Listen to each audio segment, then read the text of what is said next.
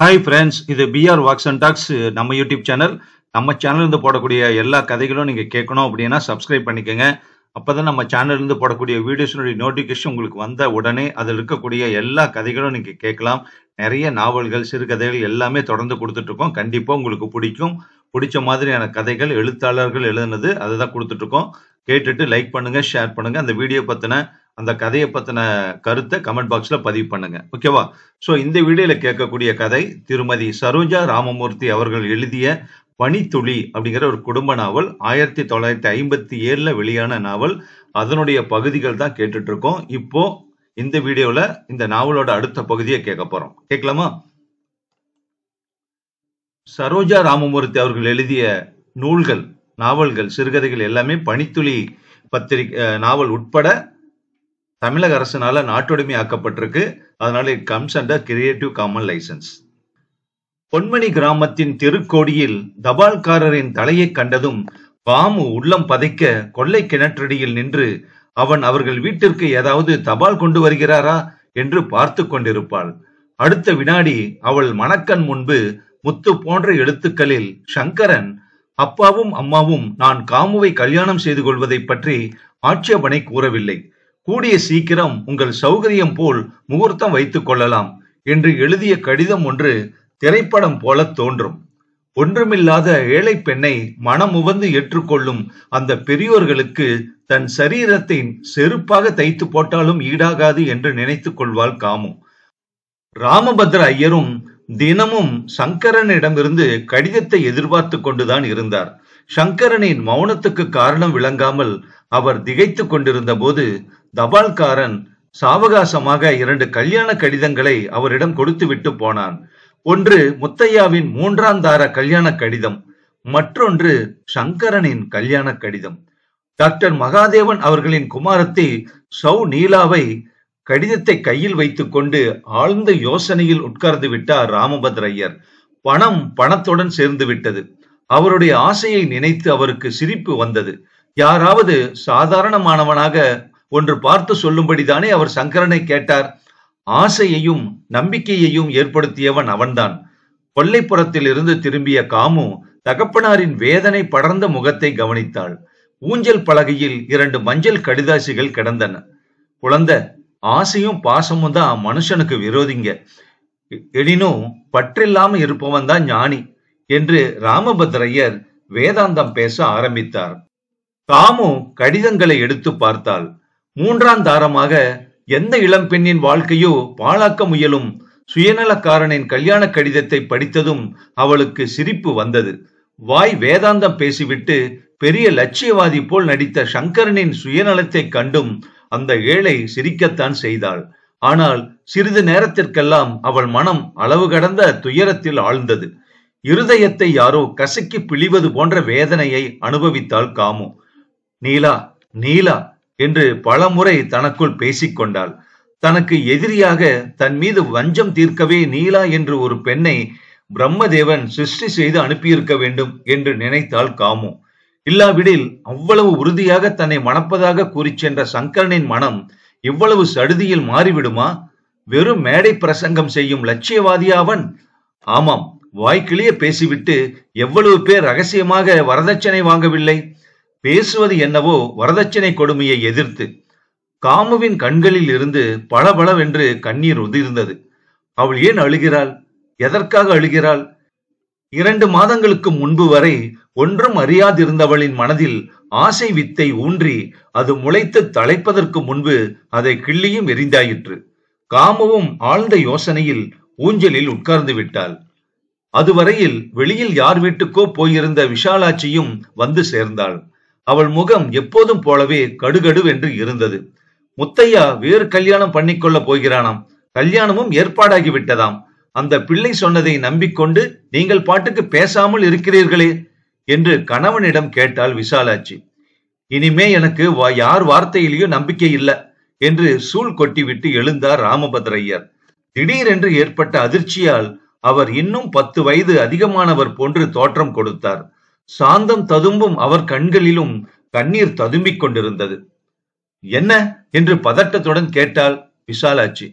நடேசனோட பிள்ளைக்கும் கல்யாணம் நிச்சயம் ஆயிருக்கு.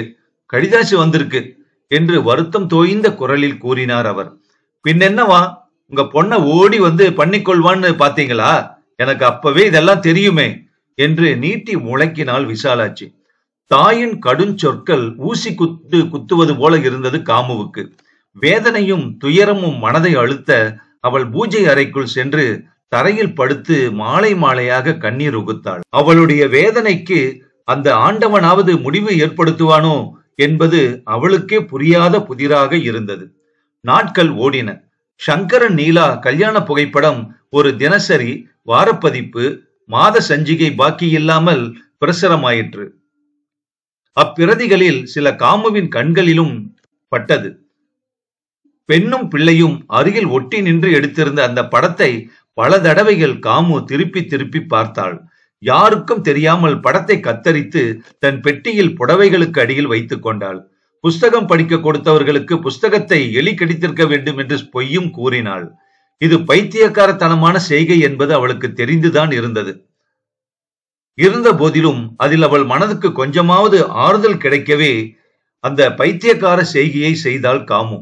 ஒரு தினம் ராஜம்பேட்டைக்கு போய் வந்த ராமபத்ரையர் சங்கரனுக்கு அவன் மாமனார் செய்த சீர்வரிசைகளை பற்றி யாரோ கூறியதை வீட்டில் வந்து சொன்னார். தங்கத்துல பஞ்ச பாத்திரமும் உத்தரணியமும் செஞ்சாங்களாம். பாத்திரமும் பண்டமும் கடை மாதிரியே இருந்துதான் என்று கூறி பெருமூச்சு விட்டார் அவர். கல்யாணமும் அமர்க்கலமாக தான் நடந்திருக்கும் என்று விசாலாட்சி அபிப்பிராயப்பட்டாள். ஆமா, 2 பக்கத்திலையும் பணம் குவிஞ்சு கிடக்கிறது, அமர்க்களத்துக்கு கேட்பானே என்று தன்னையே தேற்றிக்கொண்டார் ராமபத்ரையர்.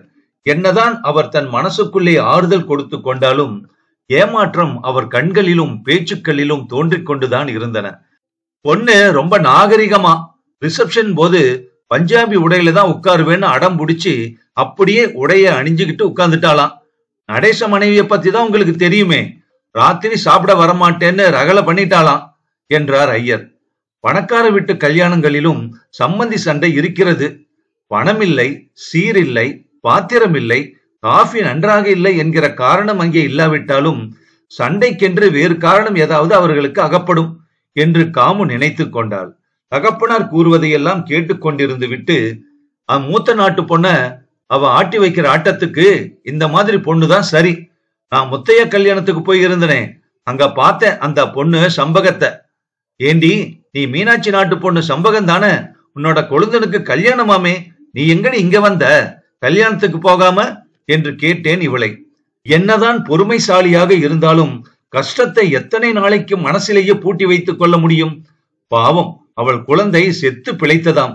அதற்கு வியாதி வந்திருந்த போது யாருமே கவனிக்கவில்லையாம். நாளைக்கு 2 தடவைகளாவது பிறந்த வீட்டுக்கு போவதுதானே என்று மீனாட்சி எரிந்து விழுந்து கொண்டிருந்தாளாம். நடேசன் சமாச்சாரம் தான் உங்களுக்கு தெரியுமே. எரும மாட்டோட முதுகுல மழை பெய்யற மாதிரி எதையும் லட்சியம் பண்ண மாட்டார் அவரு. கொழுந்தனின் கல்யாணத்துக்கு கூட இல்லாம குழந்தைய அழைச்சுக்கிட்டு தமைய வீட்டுக்கு வந்திருக்கிறது அந்த பொண்ணு என்றாள் விசாலாட்சி. காமு சுவாமி விளக்கை துடைத்து திரியிட்டு எண்ணெய் ஊற்றிக்கொண்டே இதை கேட்டுக்கொண்டிருந்தாள். சங்கரன் படித்தவராக இருந்தாலும் படித்தவர் என்று பெருமையாக காட்டிக்கொள்ள மாட்டார். நம் தென்னிந்திய கலாச்சாரங்களில் பற்றுடையவர். நீலா அவள் எப்படி இருப்பாளோ? பஞ்சாபி உடையாமே, கிள்ளு கிள்ளாய் குசுவம் வைத்து கண்ணை பறிக்கும் ரகங்களில் புடவைகள் வாங்கி கட்டிக்கொண்டால் அழகாக இருக்காதா என்று காமு நினைத்து கொண்டாள். ராமபத்ரையரின் காதில் விசாலாட்சி சொன்னவை விழுந்ததாக தெரியவில்லை. சரிக்கு சரியாக சம்பந்தம் வேண்டும் என்றுதானே அதில் உள்ள குறைகளை கூட பாராட்டாமல் கல்யாணம் பண்ணி கொண்டிருக்கிறார்கள். தங்க பதுமை மாதிரி நிற்கும் காமுவை நிராகரிப்பதற்கும் இந்த அந்தஸ்தின் ஏற்றத்தாழ்வு மனப்பான்மைதானே காரணம். ராமபத்ரையர் ஏற்கனவே ஏழைதான், இன்றும் ஏழையாகத்தான் இருக்கிறார். ஆனால் குருடனை நீ குருடன், நீ குருடன் என்று கத்தினால் அவன் மனம் எவ்வளவு புண்படும். அதுபோலவே சங்கரன் காமுவை நிராகரித்து விட்டு நீலாவை மணந்து கொண்டது ராமபத்ர ஐயரை நீ தரித்திரன், நீ ஏழை என்று யாரோ ஏசுவது போல் அவருக்கு தோன்றியது. மனதில் எழும் உணர்ச்சிகளை வாய்விட்டு கோராமல் சுவாமி படத்து அருகில் தீபம் ஏற்றிவிட்டு உட்கார்ந்து ஷியாமலா தண்டகம் படிக்கும் பெண்ணை காமு என்று கூப்பிட்டார் உருக்கமாக. என்னப்பா என்று ஆதுரத்துடன் கேட்டாள் காமு தகப்பனாரை பார்த்து. காமு, சங்கரன் உன்னை ஏமாற்றியதற்கு நீ வருத்தப்படவில்லையாம்மா? உனக்கு அது வருத்தமாக இல்லையா என்று கேட்டார் அவர். விஷாலாட்சி அப்பொழுது அங்கு இல்லை. உள்ளே சமையல் அறையில் வேலையாக இருந்தாள். நான் எதுக்காகப்பா வருத்தப்படணும்? என்னவோ வாய்ப்பேச்சாக சொல்லிவிட்டு போனார். நாம தான் அதை நெஜன்னு நம்பிட்டோம் என்றால் மலர்ந்த முகத்துடன் காமு. ஆனால் ராமபத்ர ஐயரின் மனதுக்கு சாந்தி கிடைக்கவில்லை. இந்த ஏமாற்றமும் அவருக்கு பெரிய அதிர்ச்சியை கொடுத்தது. அன்றில் இருந்து அவர் சித்த பிரமை பிடித்தவர் மாதிரி தமக்குத்தாமே பேசிக் கொள்வதும் சிரிப்பதும் வழக்கமாகிவிட்டது. கல்யாணம் முடிந்த பிறகு 3 மாதங்கள் வரையில் நீலா புக்ககம் வரவில்லை. காலேஜில் சேர வேண்டும் என்று தகப்பனாரிடம் கேட்டு பார்த்தாள். இனிமேல உன் புருஷ வீட்டு மனுஷர்கள் சொல்லுகிற மாதிரி தான் நீ கேட்கணும் என்று கூறிவிட்டார் அவர். மாலை சரியாக 5 மணிக்கு தன் வீட்டு காரை சங்கரனுக்காக அனுப்பி வைப்பாள். அதில் இருவரும் உட்கார்ந்து வெளியே உலாவ போய்விட்டு வருவார்கள். அவள் மட்டும் மாமியார் வீட்டிற்கு என்று வந்து சாதாரணமாக ஒருவருடனும் பேசுவதில்லை. சங்கரன் தினமும் அவள் வீட்டுக்கு போய் வர வேண்டும். மகாராணி மாதிரி அவள் அங்கே இருந்து உத்தரவு போடுவது, இவன் அதை கேட்டுக்கொண்டு ஆடுவது என்று ஏதாவது மீனாட்சி முணுமுணுத்துக் கொண்டே இருப்பாள். வீட்டில் 4 பேர் கல்யாணம் விசாரிக்க வருகிறார்கள். 10 நாளைக்கு நீலாவை இங்கே விட்டு வையுங்கள் என்று மீனாட்சி அம்மாள் சம்பந்தி அம்மாளிடம் கேட்டுக்கொண்டாள். அவ யார் சொன்னாலும் கேட்க மாட்டா சம்பந்தி, நீங்களே கேட்டு பாருங்க என்று கூறிவிட்டாள் அந்த அம்மாள். கல்யாணம் விசாரிக்க வர்றவங்க எதிரில நான் என்ன கொழுபம்ம மாதிரி நிக்க வேணுமா என்று ஒருவித அலட்சியத்துடன் கூறிவிட்டு தாயுடன் காரில் போய் ஏறிக்கொண்டாள் நீலா. மீனாட்சி அம்மாள் தன் பெரிய உடம்பை குறுக்கிக் கொண்டு சுண்டைக்காய் போல் முகம் வற்ற உள்ளே போய்விட்டாள். பார்த்தாயா அவள் பேசுவத என்று அளமுடியாத குறையாக ருக்மணியிடம் சொல்லிக் கொண்டாள். பார்க்கறது என்ன, பெரிய இடத்து சம்பந்தம்லாம் அப்படிதான் இருக்கும் என்று சர்மா ஒரு போடு போட்டார் மனைவியை பார்த்து. இருக்கும் இருக்கும், என்ன யாருன்னு அவங்களுக்கு இன்னும் தெரியல. நல்லா இருக்கட்டும், மட்டு மரியாதை இல்லாம இருக்கா. ஆகட்டும் ஆகட்டும், சாயங்காலம் சங்கரன் அவங்க வீட்டுக்கு போகிறத நான் பாத்துறேன். இவனுக்கு என்ன சொரணை இல்லையா? பொண்டாட்டி வான்னு கார் அனுப்புறது, இவன் பறந்து போறதா என்று பெரிதாக கத்தினாள் மீனாட்சி அம்மாள். 10 வருஷம் குடும்பத்தின் கஷ்ட சுகங்களை பகிர்ந்து சகித்து வாழ்ந்து வந்த சம்பகத்துடனும் சண்டை. நேற்று கல்யாணமாகி இன்றோ நாளையோ புக்ககம் வரவிருக்கும் புது நாட்டு பெண்ணுடனும் சண்டை என்று சமையல் அறையில் வேலையாக இருக்கும் சமையல்கார மாமி நினைத்து கொண்டாள். தன் கட்சியை யாரும் ஆமோதிக்கவில்லை என்பது தெரிந்ததும் மீனாட்சி அம்மாள் சமையலறை பக்கம் வந்தாள். செம்பகம் இருந்தபோது இருந்த சமையல் அறையாக இல்லை அது. சாமான்கள் வைத்திருக்கும் டப்பாக்களின் மேல் தூசி படிந்து மங்கி போய் இருந்தது. கண்ணாடி ஜாடிகளில் ஊறுகாய் சுண்டி உலர்ந்து கிடந்தது. குழாய் அடியில் சற்றே தவறினால் வழுக்கி விழுந்து விடும்படி பாசி படிந்து கிடந்தது. 2 வேளை சமைத்து இடைவேளை சுற்றுண்டி காஃபி போட்டுவிட்டு சமையல்கார மாமி கதை புராணம் கேட்க எங்காவது போய்விடுவாள். சமையல் அறையை துப்புரவாக ஒழித்து வைக்க வேண்டும் என்று அவளுக்கு என்ன அக்கறை? வீட்டில் இருக்கும் மற்ற பெண்கள் புடவைகளை பற்றியும் நகைகளை பற்றியுமே பேசி பொழுதை கழித்தார்கள்.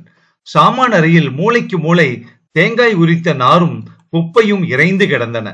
மாதத்துக்கு 2 தடவைகள் அந்த அறையை சுத்தம் செய்வது சம்பகத்தின் வேலையாக இருந்தது. குடும்பத்தை பாதுகாப்பவர்கள் பெண்கள். வீட்டை சொர்க்கமாக மாற்றுவதோ நரகமாக்குவதோ அவர்கள் வேலை. தாமரா அறையில் மூளைக்கு மூளை கொடியில் புடவைகளும் ரவிக்கைகளும் தொங்கிக் கொண்டிருந்தன. வெளியில் போகும்போது மட்டும் பகட்டாக உடுத்தி கொண்டு போய்விட்டு வீட்டுக்கு வந்து அவைகளை கொடியில் தொங்கவிட்டிருந்தார்கள் ருக்மணியும் அவள் தாயாரும். ஷர்மாவின் வேதாந்த புஸ்தக அலமாரி மீது தூசு படிந்து ஒட்டடை கூட படிய ஆரம்பித்து விட்டது. புஸ்தகம் எடுக்கும் போதெல்லாம் ஷர்மா நாட்டுப்பெண் செண்பகத்தை நினைத்து கொண்டார். சோம்பல் இல்லாமல் சுற்றி சுற்றி செய்த அந்த பெண்ணை மாமியாரும் நாத்தனாரும் விரட்டி விரட்டி வேலை வாங்கினார்கள். அவளுக்கு வேலையை தவிர வேறு எந்த விஷயமும் தெரிய வேண்டியதில்லை என்று நினைத்திருந்தார்கள். செம்பகம் வீட்டை ஒழுங்காக வைத்துக் கொள்ள தெரிந்து கொண்டிருந்தாள். ருசியாக சமைக்க தெரிந்து கொண்டிருந்தாள். பெரியவர்களிடம் அன்பும் மரியாதையையும் காட்ட தெரிந்து கொண்டிருந்தாள். ஒளிந்த பொழுதில் வீட்டிற்கு தேவையான துணிமணிகளை தைக்கவும் தெரிந்து கொண்டிருந்தாள்.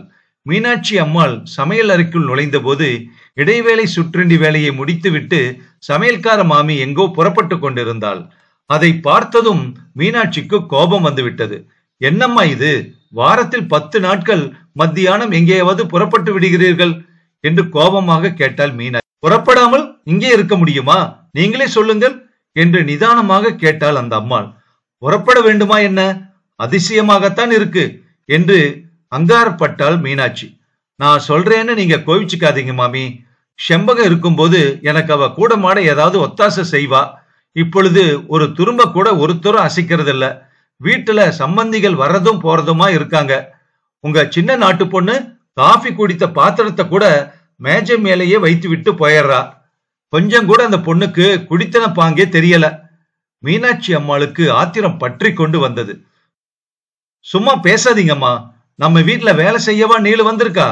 இத்தனை பணத்தோடும் பாக்கியத்தோடும் பணக்கார இடத்து பொண்ணு அவ, செல்லமா வளர்ந்தவ என்று நீலாவுக்காக பரிந்து பேசினாள் மாமியார். சமையல்கார மாமி மீனாட்சியின் மனதையும் குணத்தையும் நினைத்து தனக்குள் சிரித்திருக்க வேண்டும். இல்லாவிடில் அடுப்பங்கரையில் மீனாட்சி பேசிக் கொண்டிருக்கும் போதே ஷர்மாவின் உத்தரவு பெற்றுக்கொண்டு தன் வேலையை கவனிக்க வெளியே போவாளா? நீங்கள் தான் வேலைக்காரிக்கும் சமையல்காரிக்கும் நாட்டு பொண்ணுக்கும் இடம் கொடுத்து எனக்கு மரியாதை இல்லாமல் செய்கிறீர்கள் என்று கணவன் மீது கோபத்தை காட்டினாள் மீனாட்சி. சமையல்காரி தான், நாம தான் மாசம் 20 ரூபாய் அவளுக்கு சம்பளம் கொடுக்கறோம். எதுக்கு தெரியுமா? வீட்டை உன்னாலும் உன்னோட பொண்ணாலும் வரப்போற நாட்டு பொண்ணாலையும் கவனிக்க முடியாது அப்படின்னு தான். இருந்தாலும் அவளும் மனுஷதானே, சற்று காத்தாட போயிட்டு ராத்திரி சமையலுக்கு வந்துடுறாப்போ என்றார் சர்மா. முகத்தில் எள்ளும் கொள்ளும் வெடிக்க மீனாட்சி எழுந்து போய்விட்டாள். பெண்ணால் 2 இடங்களும் விளங்குவதாக பெரியவர்கள் கூறுகிறார்கள். உலகத்தை இயக்கும் மாய சக்தியை பெண் வடிவில் போற்றுகிறோம். பூமியை பெண்ணாக மதிக்கிறோம். பிறந்த நாட்டை தாய்நாடு என்று கௌரவிக்கிறோம். அன்னையும் பிதாவும் முன்னறி தெய்வம் என்று அன்னையை முதலில் தொழுகிறோம். இன்றும் நம் சமூகத்தில் பெண்ணின் வாழ்வு அவலமாகத்தான் இருக்கிறது. தினசரியை பிரித்தால் தினம் மனைவி மக்களை ஏதோ ஒரு காரணம் கொண்டு கொலை செய்து பிறகு தாங்களும் மடியும் ஆண்களை பற்றி வாசிக்கிறோம். பெண்களை தாய்மார்களாகவும் சகோதரிகளாகவும் பாவிக்கும் குணம் அநேகரிடம் இப்போது இல்லை. கணவன் வீட்டில் சுக துக்கங்களை அனுபவிக்க வரும் மருமகள் பல குடும்பங்களில் கேவலமாக நடத்தப்படுகிறாள். சில குடும்பங்களில் மாமியின் நிலையும் இவ்வாறாக இருக்கின்றது. ஒருவரோடு ஒருவர் சரிகட்டி போகும் சுபாவம் இல்லாமையே இதற்கெல்லாம் காரணம். செம்பகம் மனசாந்திக்காக வந்து தங்கினாள். மன வாழ்க்கையில் பல வருஷங்கள் மாமியாரின் ஏச்சு பேச்சுக்களை கேட்டு புண்பட்டு போன மனதிற்கு ஆறுதலை தேடி அங்கே வந்தாள். அங்கே அவள் மதனி அவளை போன்ற ஒரு பெண். அவளுக்கு கௌரவம் தர மறுத்தாள். வாளா வெட்டி என்கிற அலட்சிய மனப்பான்மையுடன் அவளை ஏசினாள். குழந்தை பானுவுக்கு கூட அங்கே சுதந்திரம் இல்லாமல் போய்விட்டது. ஒரு நாள் மாமா குழந்தையின் மோட்டாரை அவள்தான் உடைத்ததாக மாமி புகார் கூறினாள். விளையாட்டு சாமான்களை தொடக்கூடாது என்று குழந்தைக்கு தெரியுமா என்ன? குழந்தை மனதுக்கு பேதம் தெரிய காரணம் இல்லையே. செம்பகத்தின் தமையனும் தங்கையிடம் ஒரு மாதிரியாக பேச ஆரம்பித்தான். எத்தனை நாளைக்குதான் ஒருத்தர்கிட்ட ஏச்சும் பேச்சும் கேட்டுக்கிட்டு இருப்ப? பேசாம நர்சிங் பள்ளிக்கூடத்துல சேர்ந்துரு. நீ மாத்திரம் ஒண்டி கட்ட இல்ல பாரு, குழந்தை வேற இருக்கு என்று தமையன் ஆலோசனை கூறினான். கணவன் வீட்டில் செல்வம் இருக்கிறது. ஒவ்வொரு வேளையும் வீட்டில் இருப்பவர்கள் சாப்பிட்டு வெளியே 4 பேர்கள் வேறு சாப்பிடுகிறார்கள். செம்பகமும் அவள் பெண்ணும் தண்டச்சோறு தின்பதாகவே மீனாட்சி அம்மாள் தினமும் கூறி வந்தாள். இங்கே தமையன் வீட்டிலும் செல்வம் கொழிக்கிறது. மாதம் 4 பெங்களூர் கிரேப் புடவைகள் மதனி வாங்குகிறாள். வானத்து நட்சத்திரங்களும் மரத்தில் காய்க்கும் காய்களும் இலைகளும் பூவும் அவள் கழுத்தில் தங்க ஆபரணங்களாக துவண்டு கொண்டிருந்தன. ஆனால் கணவனால் நிராதரவாக விடப்பட்ட நாத்தனார் தன் வீட்டில் தண்டச்சோறு தின்பதாகவே மதனி நினைத்தாள். தமையனும் வீட்டில் தங்கை என்ற ஒருத்தி இருப்பதாகவே நினைக்கவில்லை. அவளாகவே பேச வந்தாலும் முகம் கொடுத்து கூட பேசுவதில்லை. செண்பகம் தன் துர்பாக்கியத்தை நினைத்து மனம் கலங்கினாள். தனிமையில் கண்ணீர் வடித்தாள். ராமனை பிரிந்த சீதா தேவியை போல் சோகமே உருவாக இருந்தாள் சம்பகம். குழந்தை பானுவுக்காகவே தான் ஜீவித்திருக்க வேண்டும் என்று அவள் அடிக்கடி மனதை திடப்படுத்திக் கொள்வாள். செம்பகம் பிறந்து வீடு வந்து 4 மாதங்கள் ஆயின. அங்கிருந்து யாரும் அவளை மறுபடியும் வரும்படியோ அவள் சேமத்தை விசாரித்தோ ஒரு வரி கூட எழுதவில்லை. மாமனாரின் மனம் நோக கூடாது என்று அவள் எவ்வளவு பணிவிடை செய்திருப்பாள். மாமியாரின் கடும் சொற்களை எவ்வளவு தாங்கி இருப்பாள். நாத்தனாரின் முகம் கோணாமல் அவளுக்கும் அவள் குழந்தைகளுக்கும் எவ்வளவு செய்திருப்பாள். ஆனால் எல்லாவற்றுக்கும் மேலாக சங்கரனிடம் வைத்திருந்த பிரியமும் அன்பும் கூட அல்லவா மறந்து போய்விட்டன. மைத்துனன் என்று எண்ணாமல் உடன் பிறந்த சகோதரனைப் போல அல்லவா அவனிடம் அன்பு பூண்டிருந்தாள். இன்று அவளை பற்றி யாரும் அந்த வீட்டில் நினைப்பவர் இல்லை. அக்னி சாட்சியாக மணந்து வாழ்வின் சுக துக்கங்களில் உன்னை கைவிடேன் என்று சத்தியம் செய்தவனே அவளை மறந்தபோது மற்ற உறவினர் மறந்து போனது ஆச்சரியப்படக்கூடிய விஷயமில்லை அல்லவா? செம்பகம் தமையன் கூறிய ஆலோசனைப்படி நடக்க சித்தமாகத்தான் இருந்தாலும் ஒரு நாள் இல்லாவிடில் ஒரு நாள் தனக்கு விடிவு காலம் கிட்டும் என்று நம்பி இருந்ததால் மறுபடியும் கணவன் வீட்டிற்கே போய் அங்கு இருப்பவர்களிடையே வசிக்க வேண்டும் என்கிற ஆசை ஏற்பட்டது அவளுக்கு. தன் கருத்தை தமையனிடமும் மதனியிடமும் வெளியிட்ட போது அவர்கள் வெறும் உபசாரத்திற்காக முதலில் அவளை அனுப்ப மறுத்தார்கள். அங்க போய் என்ன செய்ய போற செம்பகம் என்று தமையன் நிஷ்டூரமாகவே கேட்டான். இல்லன்னா, நான் இருக்க வேண்டிய இடம் அதானே. உன்னையும் குழந்தைகளையும் பார்க்கணும்னு ஆவல்ல தான் வந்தேன். இப்ப பாத்துட்டேன். கொழுந்த கல்யாணத்துக்கு கூட இல்லாம நான் இங்க வந்துட்டேன். அந்த கோபம்தான் அவங்களுக்கு இருக்கும் போல இருக்கு. அவங்க கடிதம் கூட போடல என்று கணவன் வீட்டாரை அப்போது கூட விட்டு கொடாமல் பேசினாள் செம்பகம். ஆமாமா, ஆமா, இல்லாட்டா ரொம்ப கவனிச்சு விடுவாங்க பாரு என்று கோபமாக பேசினான் தமையன். ஆனால் தடுத்து சொல்லாமல் அன்று ரயிலிலேயே அவளையும் பானுவையும் அனுப்பிவிட்டான் தமையன். செம்பகம் மறுபடியும் புக்ககம் வந்து சேர்ந்தாள். அழையாத வீட்டுக்கு வரும் விருந்தாளியை வரவேற்பது போல அவளை அவர்கள் கண்ணெடுத்து கூட பாராமல் இருந்தனர். மாமனார் மட்டும், வந்துட்டியாமா, ஊர்ல உன்னோட தமையன் எல்லோரும் சௌக்கியம் தானே என்று விசாரித்தார். மாமியார் மீனாட்சியும் நாத்தனார் ருக்மணியும் அவளை ஏன் என்று கூட கேட்கவில்லை. பாட்டி என்று கூப்பிடும் குழந்தை பானுவை கூட அந்த அம்மாள் கவனிக்கவில்லை. செம்பகம், நீ இல்லாம திண்டாடி விட்டேண்டி அம்மா. வரவாளும் போறவாளுக்கும் என் பாடு ஓய்ந்து விட்டது போ என்று சமையல்கார மாமிதான் தன் மட்டற்ற மகிழ்ச்சியை வெளியிட்டாள் அவளிடம். செம்பகத்தின் மனம் தன் புது ஓரகத்தியை காண ஆசைப்பட்டது. மிகவும் படித்தவள், பெற்றவர்களுக்கு ஒரே பெண், பணக்கார வீட்டு பெண், சாதுவும் வெகுளியுமான சங்கரனின் மனைவி என்று பலவாறாக நினைத்து கொண்டாள் செம்பகம். மாமி, என் ஓரகத்தி வீட்டுக்கு வந்துட்டாலோ இல்லையோ, காலையிலிருந்து கண்ணிலேயே படலையே என்று மெதுவாக விசாரித்தாள் சமையல்கார மாமியை செம்பகம். வந்திருக்கா, வராம என்ன? அடியே செம்பகம், உன்னை இவா படுத்து வைக்கிற பாட்டுக்கு அவ தாண்டி சரி இந்த வீட்டுக்கு என்று விரலை ஆட்டி உற்சாகமாக பேசினாள் சமையல்கார மாமி. அத்தியாயம் 6. இடமாற்றம். சங்கரன் பொன்மணி கிராமத்தை விட்டு வந்து 6 மாதங்களுக்கு மேல் ஆகிவிட்டன. அவனுடைய வாழ்க்கையில் இந்த 6 மாதங்கள் பல மாறுதல்களை சிருஷ்டித்து விட்டன. மாமனாரால் பரிசாக கொடுக்கப்பட்ட நீல வர்ண காரில் அவன் மனைவியும் அவனும் உல்லாசமாக பவனி வருவது சகஜமாகிவிட்டது. அவள் கொண்டு வந்த சீர் சிறப்புகளை ஊராரிடம் காட்டி காட்டி மகிழ்வது மீனாட்சி அம்மாளுடைய வேலை. ஆனால் பொன்மணி கிராமத்தில் ராமபத்ர ஐயரின் மனதுக்கு ஏற்பட்ட அதிர்ச்சியால் அவர் சித்த சுவாதீனத்தை இழந்தார். காமுவின் வாழ்வில் மட்டும் எந்தவிதமான மாறுதலையும் இந்த 6 மாதங்கள் சிருஷ்டிக்கவில்லை. வசந்த காலம், கல்யாண மாதங்கள் எல்லாம் உருண்டு ஓடிக்கொண்டிருந்தன. கல்யாணம் ஆகாமல் தனக்கு பலுவாக இருக்கும் மகள் மீது தாய்க்கு வெறுப்பு ஏற்பட்டது. கிழவனுக்கா கொடுப்பேன் காமுவ, உன்னோட தம்பிக்கு பைத்தியம் பிடிச்சிருக்கு என்று ஏசிய ராமபத்ர ஐயர் மனம் உடைந்து இருந்தார். முத்தையா மாமாவையே கல்யாணம் பண்ணிக்கிட்டு இருந்தா ஊராரோட கேலி பேச்சுகளை கேட்காம இருந்திருக்கலாம். கட்டி கொள்ள கூட சரியான புடவை இல்லாம இப்படி சீரழிய வேண்டாம் என்றெல்லாம் நினைத்து வருந்தினாள் காமு.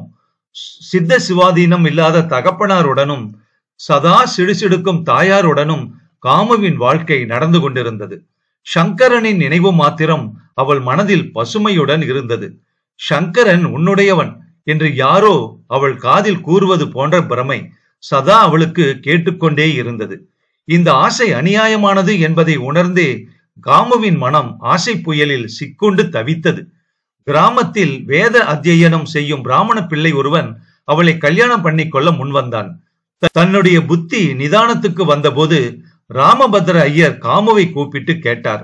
மௌனமாக கண்ணீர் வழிய நிற்கும் காமுவை பார்த்ததும் அவளுடைய மனநிலை அவருக்கு நன்றாக விளங்கியது.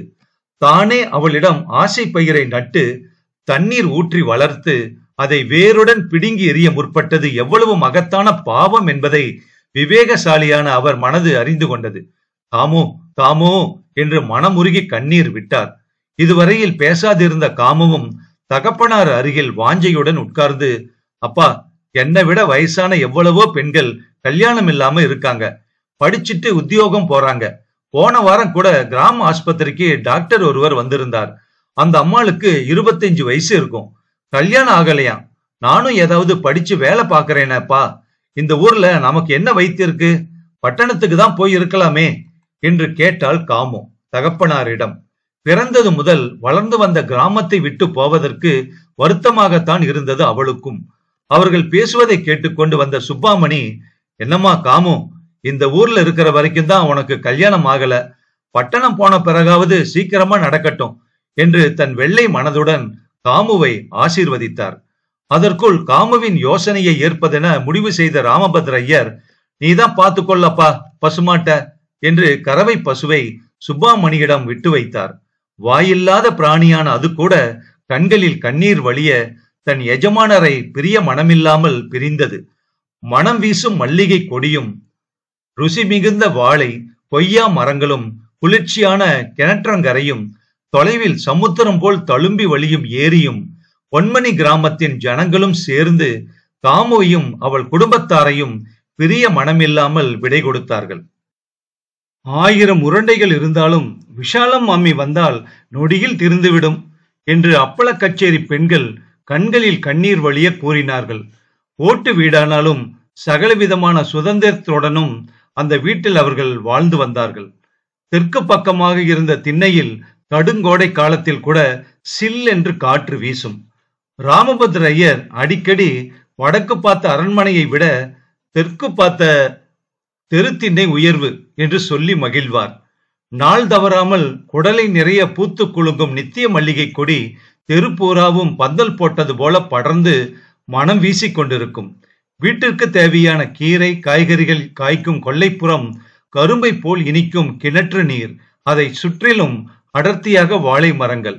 மத்தியான வேளைகளில் கீச் கீச் என்று சதங்கை ஒலி எழுப்பும் சிட்டுக்குருவிகளும் அணிற் பிள்ளைகளுமாக அந்த கிணற்றங்கரை இன்பவனமாக இருந்து வந்தது. இனிமேல் பட்டண வாசத்தில் ஒரு அறைக்கு மாதம் 15 ரூபாய் வாடகை கொடுக்க வேண்டும். வீட்டு சொந்தக்காரருக்கு பயந்து நடக்க வேண்டும். வாடலும் சொத்தையும் உலர்ந்ததும் தான் சாப்பிட வேண்டும். பச்சை பசேல் என்று காய்கறிகள் எங்கே கிடைக்கிறது? விஷாலாட்சி யோசனையில் ஆழ்ந்தவளாக கன்னத்தில் கையூன்றி வண்டியில் உட்கார்ந்திருந்தாள். ராமபத்ர ஐயரின் மனம் பலவிதமான யோசனைகளில் ஆழ்ந்து கிடந்தது. காமு ஒருத்திதான் உற்சாகமாக இருந்தாள். பணமில்லாத குறையால் தன் வாழ்வு தாழ்வடைய கூடாது, எப்படியாகிலும் முன்னுக்கு வர வேண்டும் என்கிற ஆசையால் தானே அவள் பட்டணம் போகிறாள். வீடு விற்ற பணத்தை என்ன செய்ய போகிறீர்கள் என்று கேட்டால் விஷாலாட்சி கணவனை பார்த்து. என்னத்தை செய்யறது, எனக்கு என்ன தெரியும், நடேசனை போய் நான் பார்க்கிறேன் என்றார் ராமபத்ர ஐயர். சூழ் கொட்டினாள் விஷாலாட்சி. பணக்காரர் உறவே நமக்கு வேண்டாம்பா என்றால் காமு கண்டிப்பாக. முன்பின் தெரியாத ஊருக்கு போறோம்மா, யார் உதவியால முன்னுக்கு வர்றது என்று கேட்டார் தகப்பனார். அவரை போல 1000 பேர்கள் இருக்கும் பட்டணத்துல அவர்கள் வீட்டை தேடிக்கிட்டு போக வேணுமாக்கும், சத்திர சாவடி ஒண்ணு கிடையாதா என்ன அங்க என்று கோபத்துடன் கேட்டால் காமு தகப்பனாரை பார்த்து. பெண்ணின் மனம் எவ்வளவு தூரம் புண்பட்டிருக்கிறது என்பதை ராமபத்ர ஐயர் உணர்ந்து கொண்டார். அதன் பிறகு காமுவாவது அவள் பெற்றோராவது ஒன்றும் பேசவில்லை. ரயில் வண்டியில் காமுவுக்கு பேச்சு துணைக்காக படித்த பெண் ஒருத்தி அகப்பட்டாள். ஆடம்பரம் இல்லாத ஆடைகளை உடுத்தியிருந்த அவள் தேகத்தில் அதிகமாக தங்கம் வைரம் எதுவும் மின்னவில்லை. கையில் மெல்லிய தங்க வளையல்கள் 2ம், கழுத்தில் மெல்லிய தங்கச் சங்கிலியும் பூண்டிருந்தாள். கல்வியின் மேதையால் ஆழ்ந்து ஜுவலிக்கும் கருவிழிகள், மஞ்சள் பூசி குளித்த மாதிரி தாளம்பூ நிறம், மரியாதையும் வினயமும் உருவாக உட்கார்ந்திருந்தாள் அந்த பெண்மணி. முதலில் 2-3 ஸ்டேஷன்களை வண்டி தாண்டுகிற வரையில் அந்த பெண்மணி ஒன்றும் பேசவில்லை. கொட்டு கொட்டென்று உட்கார்ந்திருக்கும் காமுவை பார்த்து அந்த வாராந்திய தமிழ் பத்திரிகை ஒன்று எடுத்து கொடுத்தாள் அவள். காமு அதை வாங்கி கொண்டு, பரவாயில்லை, நீங்கள் படித்துவிட்டு தாருங்கள் என்றாள். இல்லை, நான் படித்து விட்டேன் என்று பதில் கூறினாள் அந்த பெண்மணி. பிறகு மெதுவாக பேச ஆரம்பித்தவர்கள் பல விஷயங்களை பற்றியும் பேசினார்கள். உயர்தர கல்வி பயின்றுவிட்டு அந்த பெண் கலாச்சாலை ஒன்றில் ஆசிரியை வேலை பார்ப்பதாக கூறினாள். மாதம் 200 ரூபாய்களுக்கு மேல் சம்பாதிப்பதாகவும் அவளுடைய கணவன் சர்க்கார் வேலையில் இருப்பதாகவும், கல்யாணமாகி 1 வருஷம் ஆகிற்று என்றும் கூறினாள் அந்த பெண். காலேஜ் படிப்பு இல்லாவிட்டாலும் காமு சுமாராக படித்து வேலை பார்க்கலாம் என்றும் தைரியம் கூறினாள் அந்த பெண். என்னை பார்க்க வந்தபோது என் கணவர் வீட்டார் 1000 ரூபாய் வரதட்சணை கேட்டார்கள். எனக்கு கோபம் பற்றி கொண்டு வந்தது.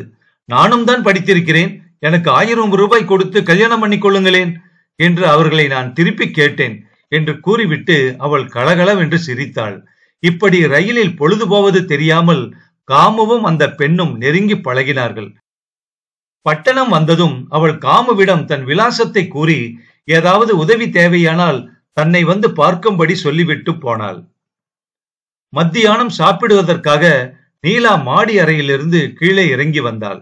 முழங்கை வரை நீண்டிருக்கும் லினன் சோழி மீது வெண்மையான மஸ்லின் புடவை காற்றில் பறந்து கொண்டிருந்தது. உதடுகளில் வெற்றிலைக்கு பதிலாக சிவப்பு சாயத்தை தீட்டியிருந்தாள். இரட்டை பின்னல்களை எடுத்து முன்புறம் போட்டிருந்தாள். அவள் சமையல் கட்டின் போஜன கூடத்தில் அவள் வருவதற்கு முன்பே வெள்ளித்தட்டை வைத்து மனை போட்டிருந்தாள் சமையல்கார மாமி. தூங்கி வழிந்த கண்களோடு நீலா மனையில் வந்து உட்கார்ந்து கொண்டாள். குடும்ப பெண்ணுக்கு இருக்க வேண்டிய அன்போ அடக்கமோ எதுவும் இல்லாமல் யாரையும் லட்சியம் பண்ணாமல் அவள் இருப்பதை பார்த்ததும் செம்பகத்துக்கு ஆச்சரியமாக இருந்தது. கணவன் எழுந்திருப்பதற்கு முன்பு தான் எழுந்து கணவன் உறங்கிய பின்பு உறங்கும் பாரத நாட்டு பெண்களின் பண்பாடு எங்கே? பகல் 11 மணி வரை அரை தூக்கத்தில் கழிக்கும் இந்த நீலா எங்கே? ஏனம்மா, உன் ஓரகத்தி ஊரிலிருந்து வந்திருக்காளே, பாத்தியா என்று கேட்டுக்கொண்டே சாப்பிடும் கூடத்தை அடைந்தார் சர்மா. சமையலறை வாசல் படியில் உட்கார்ந்திருக்கும் செம்பகம் மரியாதையாக எழுந்து நின்றாள். நீலா அதற்கு அவரிடம் நேரடியாக பதில் ஒன்றும் கூறாமல் ஓஹோ என்று தன் வில் போன்ற புருவங்களை நெரித்து செம்பகத்தை ஏறிட்டு பார்த்தாள். பலரால் அலட்சியம் செய்யப்பட்டும் லட்சியம் நிறைவேறும் வரையில் அலட்சியத்தை சகித்துக் கொள்ளுவேன் என்று கூறுவது போல செம்பகமும் நீலாவை பார்த்தாள். பிறகு இன்று காலையில்தான் வந்தேன் என்றாள் அவள். சில நிமிஷங்களில் சாப்பாட்டை முடித்துக்கொண்டு நீலா வெள்ளித்தட்டிலேயே கை அலம்பி விட்டு எழுந்தாள். உடனே சமையல்கார மாமியை பார்த்து 3 மணிக்கு சினிமாவுக்கு போறோம் மாமி, அதுக்குள்ள காஃபி போட்டுடுங்க என்று கூறிவிட்டு அவள் ஏதாவது தன்னுடன் பேசுவாளா என்று நிற்கும் செம்பகத்தை கவனியாமல் மாடிக்கு சென்று விட்டாள் நீலா. சமையல்கார மாமி என்று பெருமூச்சு விட்டாள். பாத்தாயாடி அம்மா, தட்டை எடுத்து அலம்பி வைக்க கூட உன் ஓரகத்திற்கு ஒழியவில்லை. ஒரு நாளைக்கு 6 தடவைகள் முகம் அலம்பி பவுடர் பூச ஒளிவிருக்கிறது. அவள் தட்டை அலம்புவதற்காக உன் மாமியாரை 5 ரூபாய் சம்பளம் கூட போட்டு தர சொல்லி கேட்கப் போகிறேன். ஆமாம் என்று கோபமாக கூறினாள் மாமி. இப்படியும் குடித்தனம் பாங்கு தெரியாமல் பெண்களை வளர்க்கின்ற பெற்றோர்கள் இருக்கிறார்களா? படித்து பட்டம் பெற்று சமூக சேவை செய்கிறேன் என்று ஜம்பமாக 4 பேர் எதிரில் வந்து விடுகிறார்கள் இந்த பெண்கள். அவர்கள் வீட்டை போய் பார்த்தால் நாய் கூட அங்கு தலை வைத்து படுக்கும் ஸ்திதியில் இருக்காது. மாலையில் களைத்து வீட்டுக்கு வரும் கணவனுக்கு ஒரு கோப்பை தண்ணீர் கொடுப்பதற்கு மனைவி வீட்டில் இருக்க மாட்டாள். அவர்கள் வழியை பின்பற்றுபவள் தான் இந்த நீலாவும் என்று ஏதேதோ எண்ணமிட்டாள் செம்பகம். இதற்குள் இடைவேளை சாப்பாட்டிற்காக பள்ளிக்கூடத்தில் இருந்து வந்த பானு தன் தாயாரிடம் வந்து, அம்மா, சித்திய பார்க்கணும்னு சொல்லிக்கிட்டு இருந்தியே, அதோ பாருமா, மாடிக்கு போறாங்க சித்தி என்று கூறிவிட்டு ஆவல் ததும்பும் குரலில், சித்தி சித்தி இங்க வாயேன் என்று கூப்பிட்டாள் குழந்தை. நீலா ஒருவித மிடுக்குடன் திரும்பி பார்த்தாள். ஆகட்டும், நான் வரேன், இப்போது ஒன்னும் குளிமூகி போய்விடல என்று கூறிவிட்டு விடுவிடு என்று மாடிப்படிகளை கடந்து சென்று விட்டாள். அவள் பேச்சை கேட்ட சமையல்கார மாமி முகத்தை ஒரு குலுக்கு குலுக்கினாள். அவள் முகபாவம் பார்த்தாயா அவள் கர்வத்தை என்று கேட்பது போல இருந்தது. ஏமா, சித்தி ஒருத்தருடனும் சரியா பேச மாட்டேங்கிறாளே என்று பானு சம்பகத்திடம் கேட்டாள். எனக்கும் தெரியவில்லையே பானு, புதுசு பாரு, பழக வேண்டாமா என்று பதில் கூறினாள் சம்பகம். அவள் மனம் மட்டும் நீலாவின் போக்கை வியந்து கொண்டே இருந்தது. குழந்தையோடு பேசுறதுக்கு கூட வருஷ கணக்கில் பழக வேண்டுமா செம்பகம்? கபடம் இல்லாதவர்களை குழந்தை மனம் படைத்தவர்கள் என்று நாம் சொல்லுவதில்லையா? சமையல்கார மாமி நீலாவின் பேரில் ஏதோ சொல்ல ஆசைப்படுகிறாள் என்பது செம்பகத்திற்கு தெரிந்துவிடவே பேச்சை வளர்த்த விரும்பாதவள் போல அவள் அப்பால் போய்விட்டாள். பகல் 3 மணிக்கு நீலா காஃபி சாப்பிட கீழே வந்தாள். அப்பொழுது அவள் உடை அலங்காரம் வேறு தினுசாக மாறியிருந்தது. 18 முழ புடவையை மடிசார் வைத்து கட்டிக்கொள்ளும் மீனாட்சி அம்மாள், படு கர்நாடகமான மீனாட்சி அம்மாள் தன் நாட்டு பெண் கட்டிக்கொள்ளும் பைஜாமாவையும் ஜிப்பாவையும் ஆட்சேபிக்க முடியவில்லை. காஃபி அருந்திவிட்டு நீலா சினிமாவுக்கு கிளம்பினாள். அவள் சமையல் கட்டை தாண்டுவதற்குள் மீனாட்சி அம்மாள் தயங்கிக் கொண்டே அவள் எதிரில் வந்து நின்றாள். பிறகு மென்று விழுங்கிக் கொண்டே, ஏனம்மா, சங்கரனும் வருகிறானோ உன்னோடு சினிமாவிற்கு என்று கேட்டாள். நான் ஒன்றும் அவரை வரச் சொல்லவில்லையே. இந்த வீட்டிலே பொழுது போகவில்லை எனக்கு. திடீரென்று நினைத்துக் கொண்டேன், புறப்பட்டு விட்டேன் என்றாள் நீலா. தமிழ்நாட்டில் மாமியார் ஸ்தானம் வகிக்கும் எந்த பெண்மணியும் நாட்டு பெண் தன் கணவனிடம் கூட கூறாமல் வெளியில் போவதை ஆட்சேபிக்காமல் இருக்க மாட்டாள். மீனாட்சி அம்மாளின் முகம் ஜிவு ஜிவி என்று வெந்தது. யோசித்துக் கொண்டே நின்றவளை மதிக்காமல் நீலா விடுவிடுவென்று நடந்து தெருக்கதவை திறந்து கொண்டு போய்விட்டாள். நிமிர்ந்து பார்க்கும் மீனாட்சி அம்மாளின் எதிரில் ருக்மணிதான் நின்று கொண்டிருந்தாள். பாத்தியாடி என்று அதிசயத்தோடு பெண்ணை கேட்டுவிட்டு மீனாட்சி அம்மாள் மோவாயில் கையை வைத்துக் கொண்டு நின்றாள். பாக்கறனே அந்த வேடிக்கையே தினமும் தான். சங்கரன அவ ஒரு செல்லா காசுக்கு கூட மதிக்க மாட்டா. ஆமா சொல்லிட்டேன். இப்பொழுதே அவங்கிட்ட சொல்லி கொஞ்சம் கண்டித்து வைக்க சொல்லுமா. ஆமா என்றாள் ருக்மணி. தாய்க்கும் மகளுக்கும் இடையில் மறுபடியும் சர்மா வந்தார். வீட்டுல இன்னும் கொஞ்ச நாளைக்குள் ஏற்பட போகும் புயலின் அறிகுறிகள் ஏற்கனவே தோன்ற ஆரம்பித்திருப்பதாகத்தான் அவர் நினைத்தார். கையில் சதா பகவத்கீதையை வைத்துக் கொண்டு வேதாந்த விசாரணையில் அவர் மூழ்கி இருப்பதால் புயலையும் அமைதியையும் இன்பத்தையும் துன்பத்தையும் ஆசையையும் நிராசையையும் சகலத்தையும் சிருஷ்டிப்பவன் அவனே என்று மனதை தேற்றிக் கொண்டு விடுவார் சர்மா. மீனாட்சி அம்மாள் தன் கணவனை வெட்டும் பார்வையில் ஒரு தடவை பார்த்துவிட்டு முகத்தை வேறுபுறம் திருப்பி ஒரு பெருமூச்சு விட்டாள். பாத்தீங்களா என்று ருக்மணி உதட அசங்காமல் தந்தையை பார்த்து சிமிக்சை மூலம் கேட்டாள். புது நாட்டு பெண்ணின் மீது தங்கள் இருவரின் அபிப்பிராயமும் சரியாக இல்லை என்பதை செம்பகம் தெரிந்து கொள்ளக் கூடாது என்பது அவர்களது தீர்மானம். நான் தான் முன்பே சொல்லிவிட்டேனே, விரலுக்கு தகுந்த வீக்கம் வேண்டும், நம் அந்தஸ்துக்கு தகுந்த இடத்தில் சம்மதம் செய்ய வேண்டும் என்று. சீதன சொத்து ₹1,00,000 இருக்கும் என்று நீதானே வாயை பிளந்தாய்.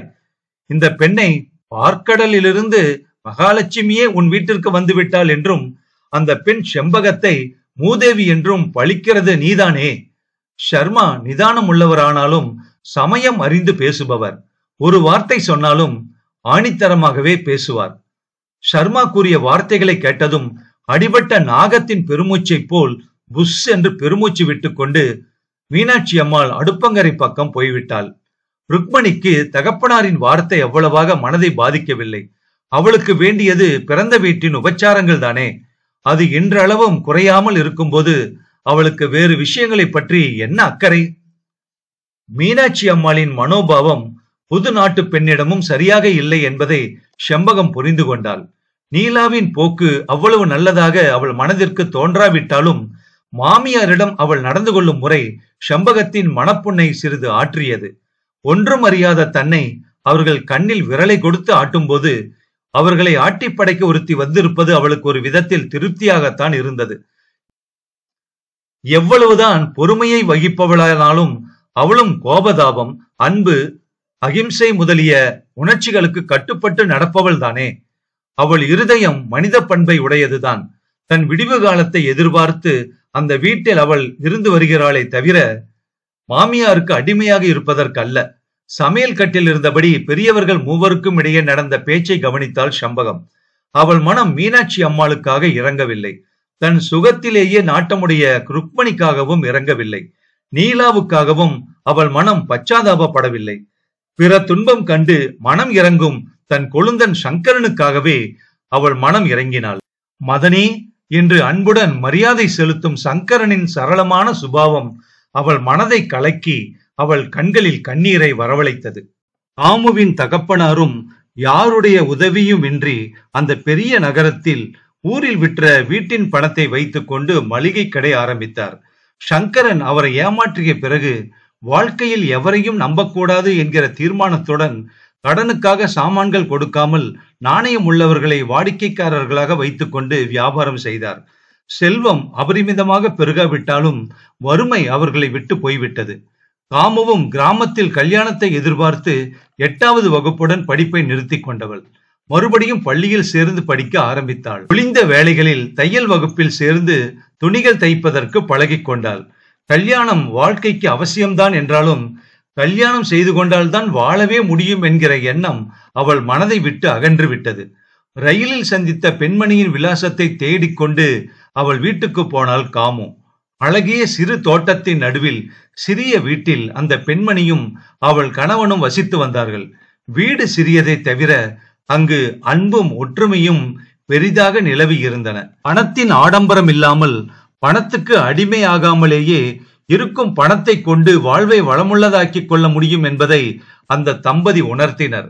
அவர்கள் வீட்டு கூடத்தில் அன்பே உருவான புத்தரும் அகிம்சை அண்ணல் காந்தியடிகளும் மேஜை மீது வீற்றிருந்தனர். அறிவை வளர்க்கும் புஸ்தகங்கள் நிரம்பிய அலமாரி ஒரு புறம் வைக்கப்பட்டிருந்தது.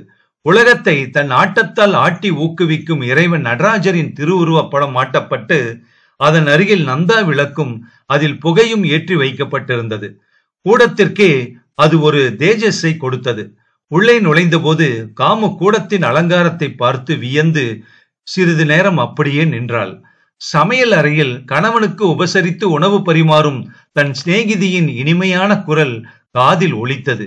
கமலா, என்ன ரசத்துல கொஞ்சம் தாராளமா உப்பு அள்ளி போட்டிருக்க என்று மனைவியை கணவன் கேலி செய்து கொண்டே ரசத்தை வாங்கி உறிஞ்சி குடிப்பது காமுவுக்கு கேட்டது. இந்த காலத்துல உப்பு ஒண்ணுதாங்க மலிவா விக்குது, அது சரி உப்பு அதிகமாவா போட்டிருக்க என்று கேட்டுவிட்டு கலகலவென்று சிரித்தாள் கமலா. ரயிலில் காமுவுடன் பழகி சிரித்த அதே சரளமான சிரிப்பு. சாப்பாட்டில் ருசி குறைந்து விட்டது என்று கணவனும் கோபிக்கவில்லை. அதை எடுத்துக்காட்டி கேலி செய்தாரே கணவர் என்று மனைவியும் கோபிக்கவில்லை. சரிகட்டி கொண்டு போகும் இந்த சுபாவம் குடும்ப வாழ்க்கைக்கு மிகவும் அவசியம். தம் வீட்டில் அப்பா ஒன்று சொன்னால் அம்மா ஒன்று சொல்கிறாளே என்று காமு ஆச்சரியப்பட்டாள். சாப்பாடு முடிந்து கூடத்துக்கு வந்ததும் அங்கே நின்ற காமுவை பார்த்து கமலா சிறிது யோசித்தாள். அன்று ரயிலை விட்டு இறங்கிய பின்பு பிரிந்தவர்கள் ஏறக்குறைய 1.5 மாதங்களுக்கு பிறகல்லவா சந்திக்கிறார்கள். சிறிது யோசித்தவள் சட்டென்று, ஓ நீங்களா, அன்று ரயிலில் பார்த்து பேசிக் கொண்டிருந்தோமே, மறந்தே போய்விட்டேன், உட்காருங்கள் என்று கூறிவிட்டு உபசரித்தாள் கமலா காமுவை பார்த்து. காமுவும் பதிலுக்கு வணக்கம் செலுத்திவிட்டு உட்கார்ந்தாள். காமு தன் தகப்பனாரின் கடை வியாபாரத்தை பற்றி கமலாவிடம் கூறினாள். அதில் கிடைக்கும் வருமானம் குடும்ப செலவுக்கே போதாமல் இருப்பதையும் மேலும் தான் பள்ளிக்கூடத்தில் படிப்பதற்காக ஆகும் செலவை பற்றியும் சொன்னாள்.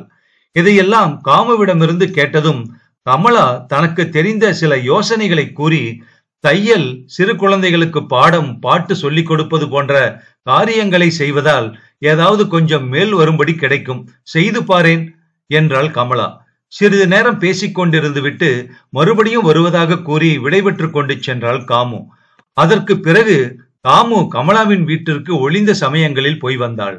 நாளடைவில் கமலாவின் கணவனும் சங்கரனும் நண்பர்கள் என்பது அவளுக்கு தெரிய வந்தது. அடிக்கடி நண்பர்கள் ஒருவரை ஒருவர் சந்திப்பது உண்டு என்பதும் தெரிந்து போயிற்று. நாளடைவில் காமுவின் மனம் நீலாவை பற்றி கமலாவிடம் கேட்டு தெரிந்து கொள்ள வேண்டும் என்று துடியாய் துடித்தது. நீலா அவளை விட அழகியா? நீலாவின் குணம் காமுவின் குணத்தை விட சிறந்ததா? நீலா கணவனிடம் அன்பு பூண்டு வாழ்கிறாளா? இருவரும் சந்தோஷமாக ஒற்றுமையாக இருக்கிறார்களா? இப்படி பலவிதமான கேள்விகள் அவள் மனதுள் எழுந்து அவளை வேதனைப்படுத்தின. இந்த நாவலோட தொடர்ச்சியை அடுத்த பகுதியில் கேட்கலாம். நன்றி.